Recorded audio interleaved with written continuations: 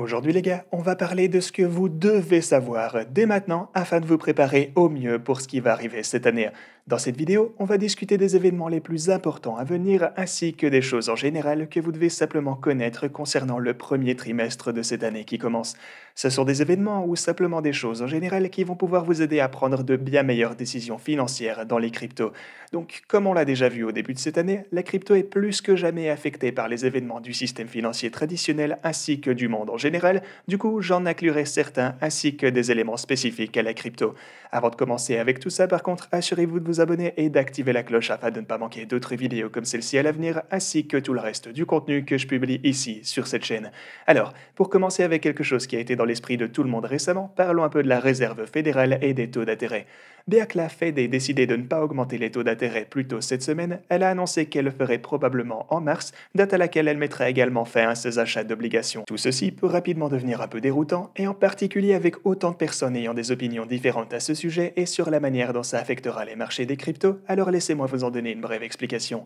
La Réserve fédérale contrôle le système bancaire central et la masse monétaire aux États-Unis. Essentiellement, leur travail consiste à stimuler une économie saine et ils le font en modifiant des éléments tels que le taux d'intérêt de la banque centrale ou en achetant des actifs tels que des obligations sur le marché libre. De retour en mars de 2020, lorsqu'on a vu le crash sur les marchés traditionnels, ils sont intervenus afin d'apaiser les craintes d'une crise économique et ils ont fait cela en abaissant le taux d'intérêt à près de zéro, comme vous pouvez le voir sur le graphique qu'on a ici sous les yeux. Lorsque les taux sont bas, les banques ainsi que les autres entreprises du pays peuvent alors emprunter de grosses sommes d'argent à très peu de frais afin de les investir, ce qui contribue à stimuler l'économie et les marchés encore davantage. Si on jette un œil à ce graphique des actifs détenus par la Réserve fédérale, on peut également voir que, dans le même temps, le montant des actifs achetés a rapidement augmenté. Ces actions ont donc réussi à aider les marchés non seulement à se rétablir, mais aussi à enregistrer d'énormes gains au cours des 2 dernières années. Malheureusement, cela ne peut pas continuer éternellement, car de grandes quantités d'argent doivent être imprimées pour financer les achats de la Réserve fédérale, ce qui nous a conduit, comme vous le savez, au niveau d'inflation les plus élevés aux États-Unis dans les dernières 40 années. Cela nous ramène à la raison pour laquelle la Fed mettra fin à ses achats d'obligations et augmentera ses taux d'intérêt en mars. Comme on l'a vu au cours des 2 dernières semaines, même la crainte d'une hausse des taux d'intérêt a eu un fort effet négatif sur les marchés traditionnels. Il ne serait donc pas surprenant de voir un sentiment négatif autour de ces événements revenir à l'approche de mars. Cependant, ce n'est pas nécessairement quelque chose dont il faut s'inquiéter. Ce graphique vous montre la performance des marchés traditionnels pendant les périodes de hausse ainsi que de baisse des taux précédentes et comme vous pouvez le constater, il continue d'augmenter même lorsque les taux augmentent, contrairement à ce que les gros titres peuvent laisser le croire. Ok, ceci étant dit, on a ensuite quelque chose d'autre qu'on peut s'attendre à voir au cours du premier trimestre ainsi que le reste de l'année et ce sont des tentatives de création de nouvelles réglementations pour les marchés des cryptos. Ce n'est pas quelque chose de surprenant ou de nécessairement mauvais, mais par le passé, on a parfois vu des réglementations proposées susciter la peur sur les marchés des cryptos. Il est donc bon d'être préparé pour ce qui pourrait arriver. Au cours des 2 derniers jours seulement, l'administration actuelle de la Maison-Blanche a annoncé qu'elle préparait un décret concernant la crypto-monnaie ainsi que les actifs numériques dans leur ensemble. Bien que tous les détails ne soient pas encore connus, l'idée générale est que l'ordonnance obligera certaines agences gouvernementales à effectuer une analyse de risque sur la crypto en tant que menace pour la sécurité nationale ainsi que commencer l'élaboration de politiques qui définiront ce que le gouvernement veut faire dans le domaine des crypto-monnaies.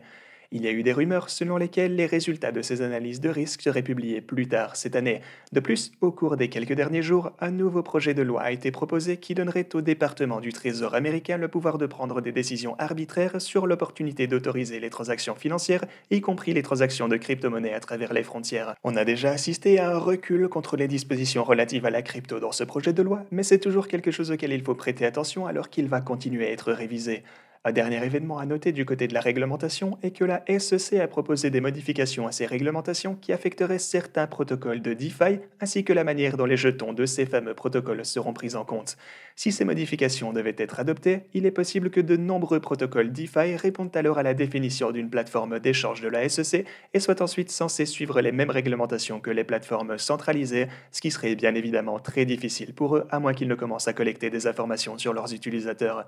Ensuite, si on se projette une fois encore au mois de mars qui va arriver, il y a une expiration importante des options le 25. Actuellement, il existe un intérêt ouvert combiné d'environ 50 000 bitcoins qui expire ce jour-là, et si on passe aux options d'Ethereum maintenant, on peut voir qu'il y a un intérêt ouvert combiné d'environ 570 000 Ethereum qui expire exactement le même jour.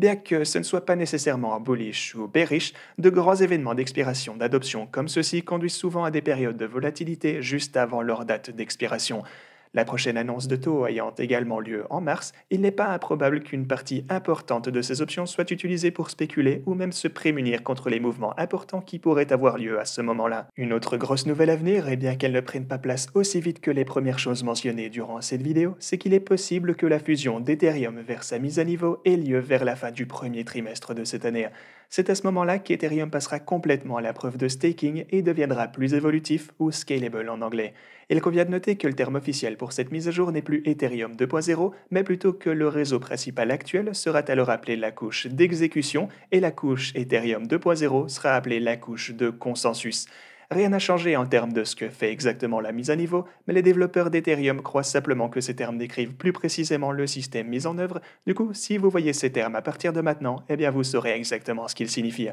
Ok, comme on en a déjà parlé, la fusion et la transition vers la preuve de staking pourraient être extrêmement bullish pour le futur d'Ethereum. On sait qu'Ethereum est déjà la chaîne la plus utilisée en DeFi malgré ses problèmes de vitesse de transaction et de frais de gaz. Une fois que ces problèmes seront atténués et qu'Ethereum deviendra aussi accessible que les autres chaînes EVM le sont actuellement, ça pourrait commencer une nouvelle période de croissance sur la chaîne. Il est également important de noter que la fusion réduira les émissions d'Ethereum au point qu'elles seront entièrement compassées par les brûlages liés à l'EIP 1559, ce qui signifie qu'Ethereum deviendra déflationniste et diminuera son offre d'environ 3 à 4% selon une estimation annuelle. Ce ne sont là que quelques-unes des raisons principales pour lesquelles la société Ark Investments de Cathie Wood a récemment prédit qu'Ethereum aurait une capitalisation boursière de 20 trillions de dollars d'ici 2030. Bien que cela puisse sembler totalement fou, la capitalisation boursière totale des cryptos étant inférieure à 2 trillions actuellement, eh bien c'est un bon rappel que la crypto a encore énormément de potentiel de croissance au long terme et de ne pas être excessivement pris dans les événements au court terme ou d'avoir peur de rater certains trades alors que d'autres occasions se présenteront.